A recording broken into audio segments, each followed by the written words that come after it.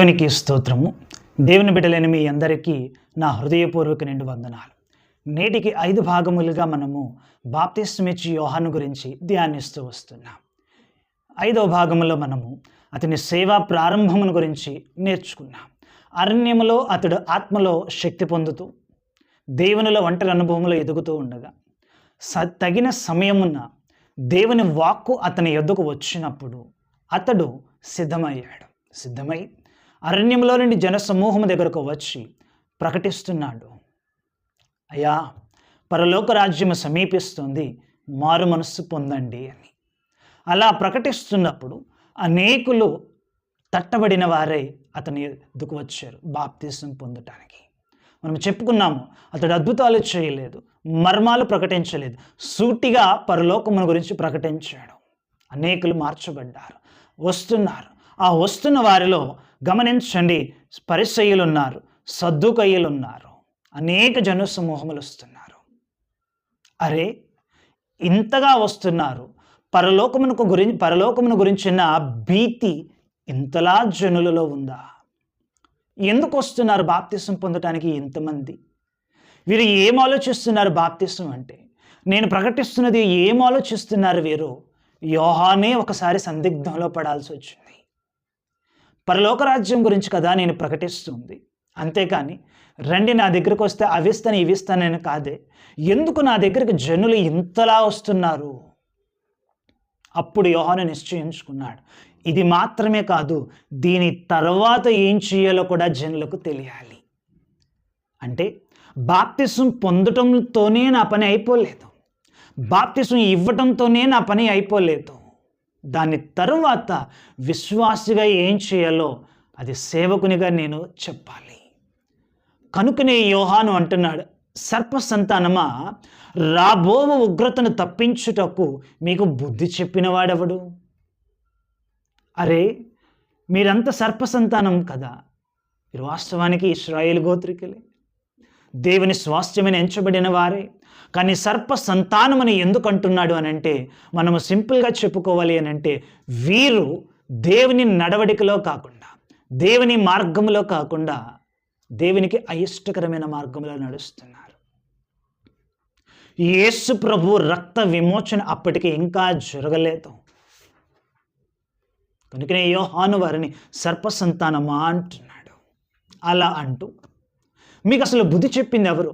రాబోయే ఉగ్రతను అలా ఎలా తప్పించుకోవాలనుకుంటున్నారు? నేను నా దగ్గరకు వచ్చి మీరు ఎలా బాప్తిసం తీసుకుంటే సరిపోతుందా? ఆలోచించండి. బాప్తిసం తీసుకోవటంలోనే సరిపోదు. బాప్తిసం తర్వాత ఇంకా మీరు చేయవలసిన పనులు కొన్ని ఉన్నాయి.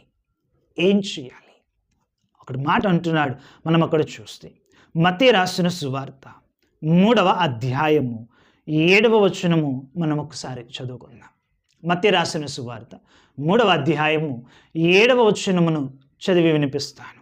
అతడు పరిసయ్యులలోను సద్దుకయ్యులలోను అనేకులు బాప్తిసం పొందవచ్చుట చూచి, సర్ప సంతానమా, రాబో ఉగ్రతను తప్పించుకున్నట్టుకు మీకు బుద్ధి చెప్పిన వాడెవడు? మారు మనస్సుకు తగిన ఫలము ఫలించుడి. దేవుని యొద్ద నుండి పుట్టినవి కొన్నున్నాయి, అపవాది యొద్ద నుండి పుట్టినవి కొన్నున్నాయి. దేవుడు సత్యమై ఉన్నాడు, సత్యవంతుడై ఉన్నాడు, తన జనుల యొద్ద నుండి కూడా సత్యమే ఆశిస్తాడు. అపవాది అబద్ధికుడై ఉన్నాడు, అబద్ధమునకు జనకుడై ఉన్నాడు, వాడు మనుష్యులలో అబద్ధాన్నే పుట్టించాలని ప్రయత్నిస్తాడు. దేవుని యొద్ద నుండి వచ్చే గుణలక్షణాలు కొన్నున్నాయి, అపవాది యొద్ద నుండి వచ్చే గుణలక్షణాలు కొన్నున్నాయి. వాడి నుంచి ఉద్భవించిన లక్షణాలను ఎవరైతే ఆచరిస్తారో వారిని యోహాను అంటున్నాడు, సర్ప సంతానమా. దేవుని యొద్ద నుండి పుణికిపుచ్చుకొనవలసిన గుణలక్షణాలను కాదని, అపవాది యొక్క గుణలక్షణాలను పుణికిపుచ్చుకొని ఆ మార్గంలో నడుస్తున్న ప్రతి ఒక్కరిని సర్ప సంతానమా అంటున్నాడు యోహాను. అప్పుడు అందుకు అంటున్నాడు, అయ్యా, బాప్తిసం అనగా నీళ్ళలో మునిగినంత మాత్రాన సరిపోదు. ఏ అపవాది లక్షణాలను మీరు పెట్టుకుని నా దగ్గరకు వస్తున్నారో అవన్నీ మానాలి, అవన్నీ ఆపాలి. మారు మనస్సు అంటే మీ మనస్సులో రూపాంతరం చెంది, మార్పు చెంది, మార్పునకు తగినట్టుగా మీరు బ్రతకాలి. యోహాను బాప్తిసం ఇస్తూ అంటున్నాడు, అయ్యా, నీళ్ళలో మునిగితే సరిపోదు నాన్న, నీళ్ళలో మునిగితే సరిపోదు. ఏదో ఉగ్రత వస్తుందంట, ఆ ఉగ్రత తప్పించుకోవాలంటే ఫలానా చోట ఎవరో విచిత్రమైన బట్టలు వేసుకున్న ఒక వ్యక్తి ఉన్నాడంటే యోర్దాను నది దగ్గర, అతని దగ్గరికి వెళ్ళి నీళ్ళల్లో మునిగితే ఉగ్రత తప్పించుకుంటామంట. ఇంత మాత్రమే వారు అర్థం చేసుకున్నట్టున్నారు బహుశా. అందుకే యోహాను స్పష్టంగా అంటున్నాడు, మారు మనస్సు పొందటం మాత్రమే కాదు, దానికి తగిన ఫలములు ఫలించాలి.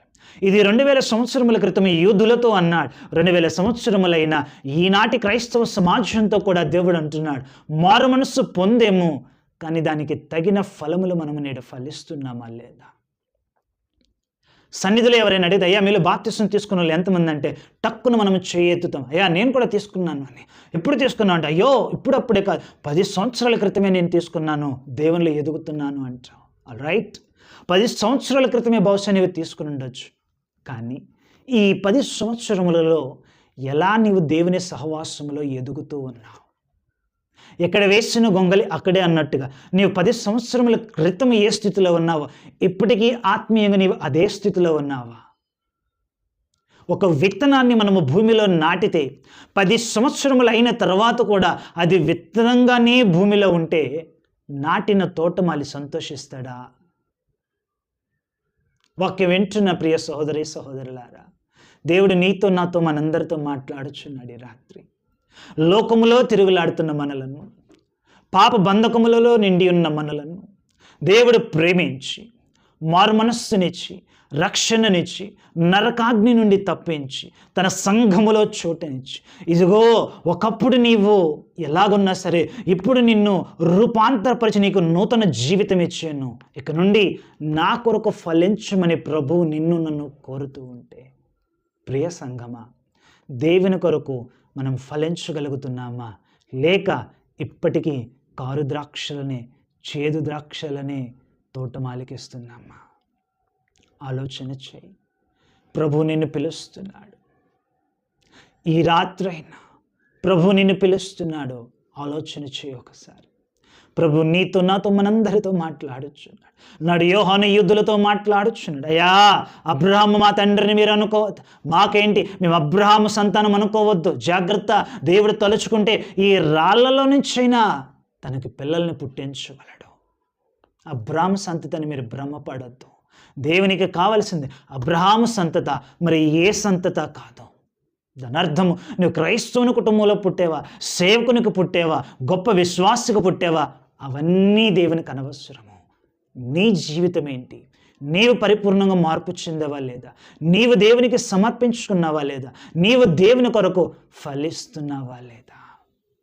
అందుకే ఉపమానములలో యేసు ప్రభు ఒకరోజు ఆ దారి వెంబడి వెళుతూ ఉంటే అనేకమైన ఆ పెద్ద వనములో దేవుడు చూసాడట ఒక చెట్టును. ఆకులు ఉన్నాయి, ఫలములు లేవు. మరలా చూసాడు యేసుప్రభు, ఆకులు ఉన్నాయి, ఫలములు లేవు. యేసుప్రభు చివరికి అన్నాడు, తక్షణమే ఎండిపోమని. ఈరోజు దేవుడు నీతో నాతో మాట్లాడుచున్నాడు. శాపగ్రస్తమైన ఆ చెట్టు ఇంకెన్నటికీ ఫలించకుండా ఎండిపోయింది. ప్రతి వ్యక్తికి దేవుడు నిర్దిష్ట సమయాన్ని ఇచ్చాడు. నీకు ఇవ్వబడిన సమయంలో మారు మనస్సుకు తగినట్టుగా ఫలములు ఫలించు. నీవు మారు మనస్సుకు తగిన ఫలములు ఫలిస్తుండగా నీ ద్వారా దేవుని రాజ్యము అపరిమితముగా కట్టబడునుగాక. ఆమేన్.